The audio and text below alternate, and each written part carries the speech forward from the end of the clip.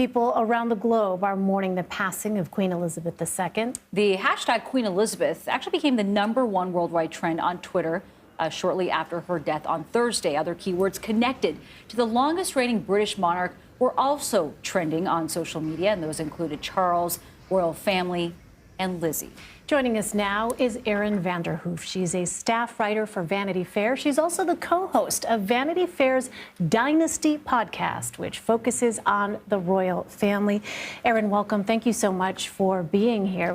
Thank you so much for having me, Nancy and Elaine. So I want to ask about the connection that this queen had, not just with the British people, but particularly here with Americans. You know, people outside the UK all around the globe are talking about the Queen's death and sending their tributes and condolences, but particularly so here. Why do you think that is, that people in the United States have been so transfixed with the Queen? Well, I think it's really important to remember that the Queen was reigning over Britain when Anglophone media took over the world and when Britain became such a huge source of pop culture. And we just associate her with, you know, the rock and roll. We associate her with the British, you know, all of the British music that came around, British movies. And she played into it, definitely. She would go to concerts every year. You know, her last big concert was in 2012, and she did get to see One Direction. And I think that it's that combination of that remove and her iconicness. You know, when you think Queen, it's just a short woman with that haircut. And the fact that people personally liked her, even in England, where people don't, you know, they might be Republicans, they might believe that there shouldn't be a monarchy. I've heard so many people say, but I really liked her as a person. Yeah, she was such an institution after so many decades. So many people have just known her as a force in their lives, wherever they are in the world. What are some of the reactions that you've been hearing about from people, not only in the UK, but around the world?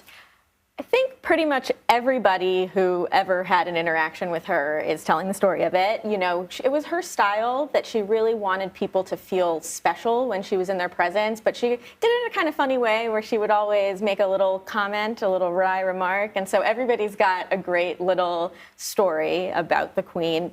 I think one of the things you really see is that people who did award her, you know, who got awards from her, rather, you know, who got knighthoods, who got damehoods, they have been coming out and just saying, you know, everything that I've done for Britain, I did, you know, partially because the Queen was around in my childhood. I did partially because, you know, the nation that she built.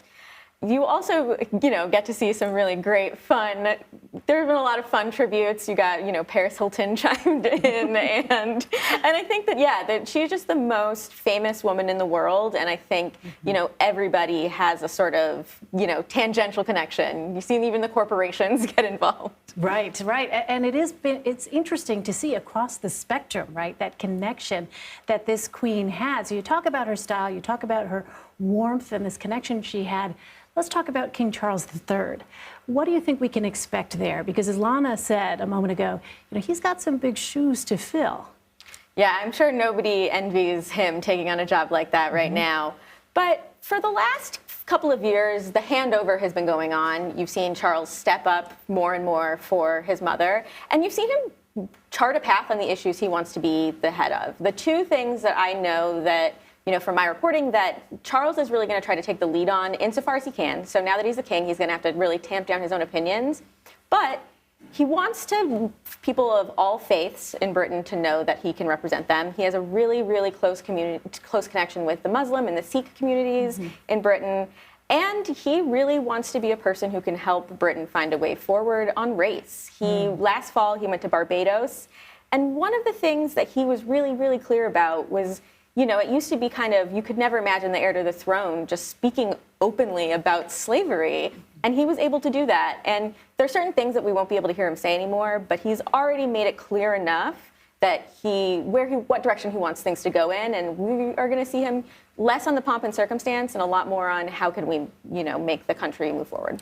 And also, even when you talk about a different approach to things, it's been reported that he also has advocated for a more streamlined monarchy in terms of the line of succession. But I do want to bring up Prince Harry and Meghan because their children, if things follow as they should not be able, other children should not be able to use those royal titles. So can you explain how that happened? There was a little bit of controversy about this just to even begin with?